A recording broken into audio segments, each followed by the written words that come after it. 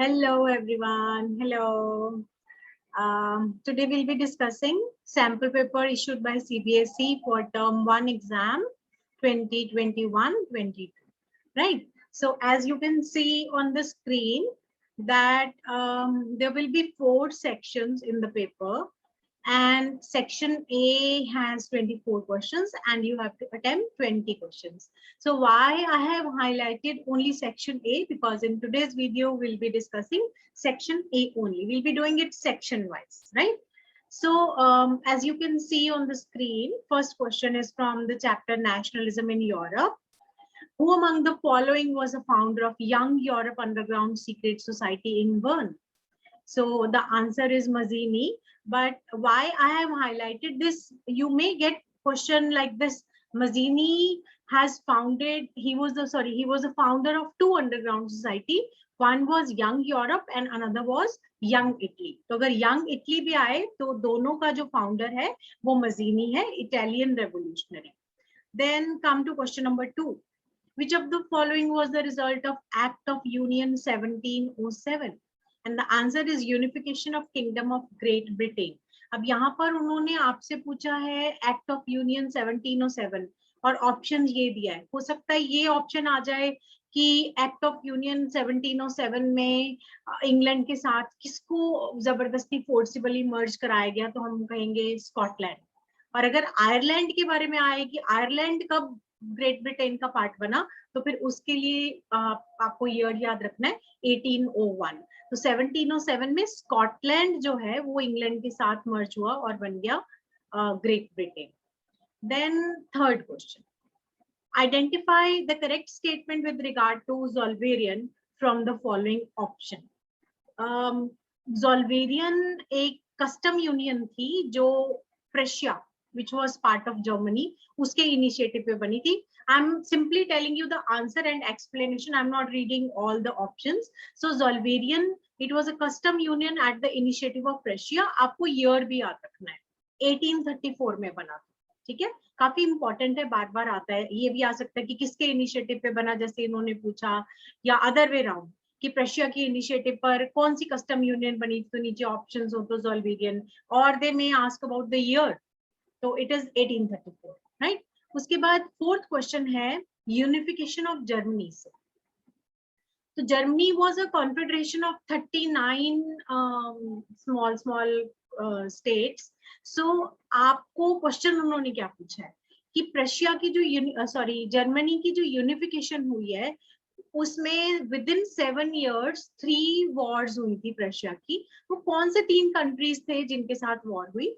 तो वो थे ऑस्ट्रिया, डेनमार्क एंड फ्रांस. ठीक है. Then come to question number 5. अब नेशनलिज्म इन यूरोप में एक बहुत बड़ा टॉपिक है अबाउट लिबरलिज्म. ठीक है, उसमें एक क्वेश्चन ये बनता है कि लिबरलिज्म वर्ड कौन सी लैंग्वेज से आया है, या व्हाट डज इट मीन, जिसमें लिखा है कि वो लैटिन वर्ड लिबर से आया. तो आपको यहाँ पर इकोनॉमिक लिबरलिज्म पूछा. ठीक है, मैंने काफी हद तक आंसर ही बता दिया. Identify the ideology under which people demanded freedom of market in early 19th century. So it is about economic liberalism. यहाँ पर खाली उन्होंने पूछा है रोमांटिसिज्म, लिबरलिज्म, सोशलिज्म, रैशनलिज्म, तो लिबरलिज्म है. मैं इसको कुछ और समझा रही हूँ आपको कि लिबरलिज्म के भी 2 पार्ट्स डिस्कस्ड हैं आपके चैप्टर में, economic liberalism and political liberalism. तो economic liberalism means freedom in the field of economy, कि फ्री मार्केट हो, ज्यादा स्टेट इंटरवेंशन ना हो. तो स्टेटमेंट क्या है? Ideology under which people demanded freedom of market. So it is for sure liberalism and I have told you it is economic liberalism. ठीक है. Next is from your chapter agriculture. Choose the correctly matched pair about the crops and the areas they are grown in. So groundnut Assam, tea Gujarat, coffee Karnataka, sugar cane Chhattisgarh. तो इसमें coffee जो है वो कर्नाटका में correctly pair matched है, क्योंकि असम में तो हमने मैप वीडियो में करा था, जूट है, टी है, राइस हो सकता है ऐसे. तो टी जो है वो गुजरात में तो बिल्कुल भी नहीं है. ऐसे ही शुगर केन छत्तीसगढ़ में होता है बट लीडिंग प्रोड्यूसर नहीं है. तो आपने करेक्टली पेयर मैच्ड अगर इसमें से लेना है तो सबसे एप्ट आंसर है हमारा कॉफी इन कर्नाटका. और मैंने आपको मैप वाले वीडियो में समझाया था कि कॉफी को याद रखना काफी आसान है, कि एकदम बिल्कुल साउथ में हमारे जो 3 स्टेट्स है, नेबरिंग स्टेट्स, केरला, कर्नाटका, तमिलनाडु, तीनों जो है वो कॉफी वहां पर होती है. Then next, the piece of land uncultivated for the past 1 to 5 agricultural year is called fallow land, right? जिसको आपने पिछले 1 से 5 एग्रीकल्चरल ईयर में यूज नहीं करा लैंड को, उसको आप क्या बोलेंगे? That is fallow land. Then question number 8. Which of the following conferences convened to discuss environmental protection and socio-economic development at the global level in 1992? So if you have read the chapter resources carefully और आपको ये date याद है 1992, तो आपको एकदम से समझ आएगा कि ये क्वेश्चन जो है ये अर्थ समिट के बारे में, रियो डी जेनेरो. और यहाँ मैं आपको ये भी बताना चाहती हूँ कि कंट्री भी याद रखिएगा, ब्राजील. साथ के साथ ये भी याद रखना है कि जो अर्थ समिट थी उसमें कौन सा एजेंडा है जो अडॉप्ट किया गया था, दैट वाज एजेंडा 21. कि आपको इस क्वेश्चन के साथ साथ सिंपली ये नहीं याद रखना कि 1992 में अर्थ समिट हुई थी, रियो में हुई थी. कंट्री भी याद रखिए, ब्राजील है. 100 हेड्स जो हैं डिफरेंट कंट्रीज के, they have attended this meeting, और इसमें एजेंडा 21 वो अडॉप्ट किया गया था. Then very important and interesting question as well, कि India has a land under a variety of relief features. हमारे रिसोर्सेज चैप्टर में डिफरेंट डिफरेंट रिलीफ फीचर्स के बारे में कुछ डिटेल में दिया हुआ है कि हमारे पास इंडिया में प्लेन्स हैं, प्लेटो है, आइलैंड है, माउंटेन्स है, और फिर उनका एडवांटेज दिया हुआ है. लाइक ये क्वेश्चन आपको देखिए, पढ़िए ध्यान से, समझ में आएगा कि out of these 4, which of the following features ensures perennial flow of some rivers, provide facility for tourism and ecological aspects? तो बहुत सिंपल है समझना. perennial means continuous flow. तो आपको इनमें से कौन सा ऐसा रिलीफ फीचर्स है जो जहां से हमें perennial flow of few rivers मिल रहा है, टूरिज्म के लिए वो एरिया काफी अच्छा है, तो दिस इज माउंटेन. तो ऐसे ही आपको बुक के अंदर जो लिखा है वो जरूर करना है कि what do plains provide. Flat land है जहां पर आप इंडस्ट्री सेटअप कर सकते हैं, वो हमारे एग्रीकल्चर रिच एरिया है. ऐसी प्लेटो, स्टोर हाउस ऑफ मिनरल्स है. तो आपको तीनों रिलीफ फीचर्स का पता होना चाहिए कि तीनों रिलीफ फीचर्स हमें क्या इंश्योर करते हैं. But this question is about mountains. ठीक है, परसेंटेज भी दी हुई है बुक में. दे में आस्क क्वेश्चन की कितने परसेंट प्लेन है, तो कितना प्लेटो है, कितना माउंटेन है, उसको भी करिए आप. Then question number 10. Which of the following human activities has contributed significantly and land degradation? To my mind बहुत ही सिंपल इजी क्वेश्चन है. कुछ उसमें डाउट किसी बच्चे को होना नहीं चाहिए कि कौन सी ह्यूमन एक्टिविटी है जिससे लैंड डिग्रेडेशन होता है. बहुत ऑब्वियस आंसर है, deforestation. Crop rotation land degradation नहीं करेगा. शेल्टर बेल्ट सॉइल कंजर्वेशन का तरीका है. प्लाउइंग से लैंड डिग्रेडेशन नहीं हो सकती है अनलेस उसमें बहुत स्पेसिफिकली लिखा हो कि जो रॉन्ग मेथड्स ऑफ प्लाउइंग. तो इसमें से अगर हमने एक्ट आंसर चूज करना हो तो it should be deforestation. Then question number 11. Which one of the following countries adopted majoritarianism in their constitution? अब majoritarianism एक न्यू टर्म आपकी पॉलिटिकल साइंस की बुक में दिया हुआ है, पावर शेयरिंग चैप्टर में. Means it's a belief where you believe that majority should rule the country in whatever way it wants. ठीक है, तो इसमें श्रीलंका आंसर है, बांग्लादेश रॉन्गली हाईलाइटेड है. For sure it is Sri Lanka. और न्यू टर्म मेजॉरिटेरियनिज्म भी आप उसको अच्छे से पढ़िए. Next question is, identify the significant reason of power sharing from the following option. And to explain this question, I'll take few minutes. If you have read power sharing carefully, then 2 reasons of power sharing are given. First one is prudential reason and another one is moral reason. The prudential reason of power sharing says that if there is a power sharing in the country, it reduces the chances of conflicts. कि अगर आप power share करते हैं तो there are chances हैं कि आपके पास conflict कम होंगे. आप 100% एश्योरेंस नहीं दे सकते, but if there is power sharing there will be chances of less conflicts. ये प्रूडेंशियल रीजन है. और moral reason of power sharing क्या है? It is the spirit of democracy. But अगर आप ये चारों ऑप्शंस पढ़ें तो इनमें से सबसे एप्ट रीजन क्या लगता है आपको? Significant reason, first one, it reduces socio-economic conflicts. To my mind, it is based on prudential reason. You may get question based on moral reason. तो उसमें एक statement ये जरूर हो सकती है कि what is the moral reason of power sharing? तो it is the spirit of democracy. से, राइट। देन क्वेश्चन नंबर 13, जब हमने बेल्जियम का पावर शेयरिंग मॉडल करा था कि they have a union government, then they have different state governments, and then they have a separate government for the capital city Brussels. तो different linguistic groups को satisfy करने के लिए उनके पास एक और डिफरेंट टाइप ऑफ गवर्नमेंट भी है, वो क्या है? Apart from the central and state government, Belgium has a third kind of government as well. Identify this third kind of government from the following options: democratic, socialist, community, liberal. काफी simple है, सब बच्चों को पता है। Community government जो है वो बेल्जियम में है, जो each linguistic community elects their own community government, and this government has jurisdiction over education and cultural affairs, ठीक है। Then question number 14, federalism chapter tells you about two different types of federations: coming together federation and holding together federation. I have told you earlier as well कि India is a holding together federation. So if you have to find the odd one out कि coming together federation इनमें से कौन सा है? India holding together है, श्रीलंका भी holding together है, बेल्जियम भी holding together है, तो US coming together federation है। So my suggestion or a tip for the exam is कि बुक के अंदर कुछ कंट्रीज के एग्जाम्पल दिए हुए हैं। कमिंग टुगेदर फेडरेशन में बुक में दिया हुआ है यूएसए, ऑस्ट्रेलिया, स्विट्जरलैंड, और होल्डिंग टुगेदर में इंडिया, श्रीलंका, बेल्जियम। तो आप उनको करिए, ठीक है। श्रीलंका तो फेडरल कंट्री ही नहीं है, वो यूनिटरी है, ठीक है।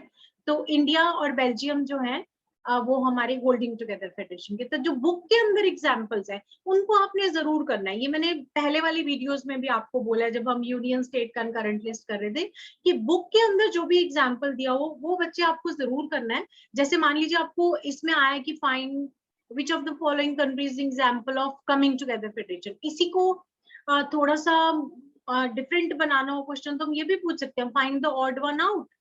तो कभी कभी बच्चों को नहीं समझ में आएगा कि ये क्या पूछना चाह रहे हैं, किस कॉन्टेक्स्ट में, तब फिर उस पॉइंट ऑफ व्यू से सोचना है कि ये होल्डिंग टुगेदर और कमिंग टुगेदर कंट्रीज को उन्होंने मिक्स करके बनाया है। So we have to find out कि विच इज ऑड। यहाँ कमिंग टुगेदर है तो यूएस है, और होल्डिंग टुगेदर होता तो सारे शायद यूएस, स्विट्जरलैंड, ऑस्ट्रेलिया लिख के बीच में इंडिया होता, तो आप फिर इंडिया फाइंड आउट करते, ठीक है।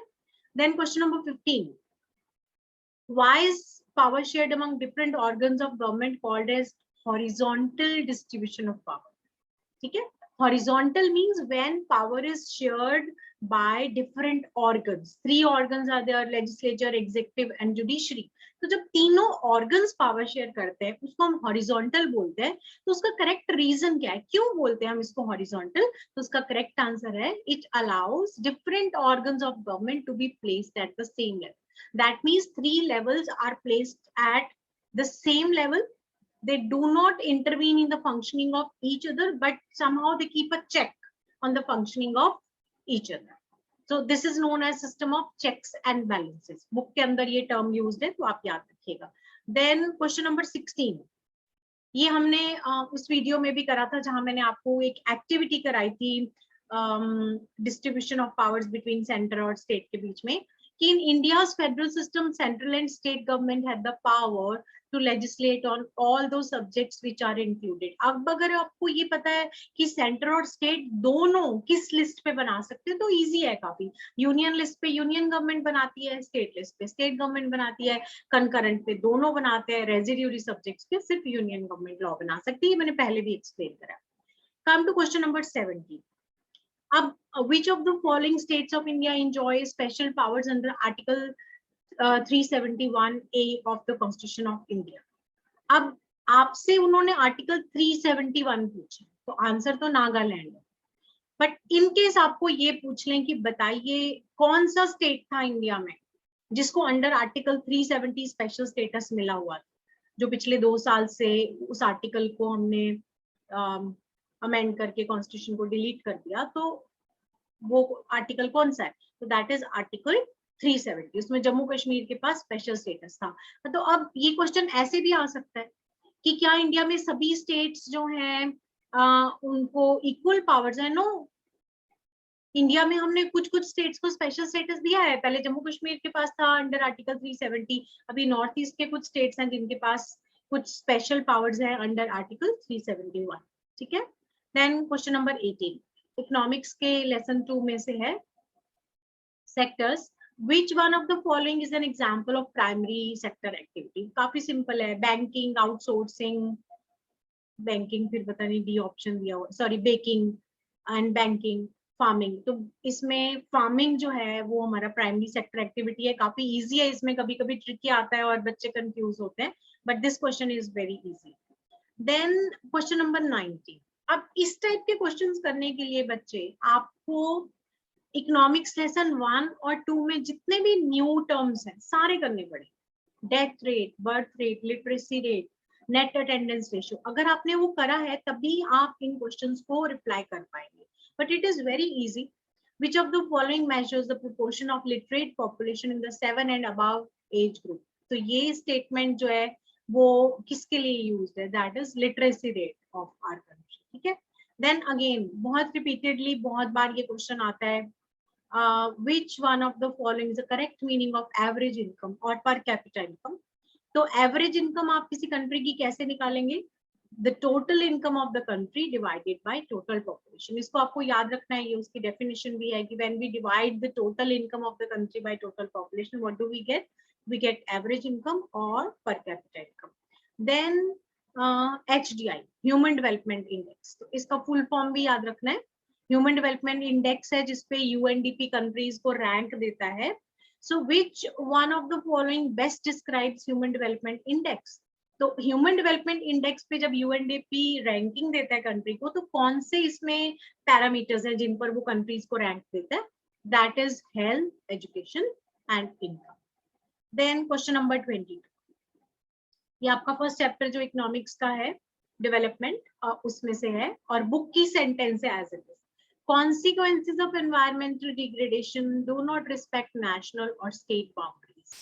बड़ा प्यारा स्टेटमेंट है. 2018 में जब सब्जेक्टिव पेपर हो रहे थे तो बोर्ड में ये 3 मार्क का क्वेश्चन भी आया था कि जब एनवायरमेंटल डिग्रेडेशन होती है उसके कॉन्सिक्वेंसेस फिर वो नेशनल या स्टेट बाउंड्री नहीं देखते. मैं इसकी जैसे आपको बहुत बार बच्चों को पढ़ाती हूँ तो एग्जांपल देती हूँ कि like we talk about global warming, ठीक है, या ग्लेशियर्स मेल्ट हो रहे हैं तो सी लेवल राइज होगा. तो जब सी लेवल राइज होगा तो फिर वो ये थोड़ा देखेगा कि भाई यूएस के कोस्टल एरिया को डुबाना है या इंडिया को. सी लेवल राइज करेगा तो जितने भी कोस्टल एरियाज है या छोटे छोटे आइलैंड कंट्रीज है वो सब सबमर्ज हो जाएंगे. या जैसे टेम्परेचर राइज हो रहा है, यू मस्ट हैव नोटिस कि हमारे फॉरेस्ट फायर की कितनी न्यूज आजकल रिपोर्ट होती है, irrespective of the continent, whether it is north America और ऑस्ट्रेलिया और इंडिया, सब जगह हो रहा है. Europe has seen floods, heat wave, so simply because of environmental degradation. तो ये किसका पार्ट है? It is sustainable development, right. फिर आ जाइए क्वेश्चन नंबर 23 कि which of the following examples fall under an organized sector? Organized means where all rules and regulations are followed, they have a control, they work and means they follow all the guidelines of the government.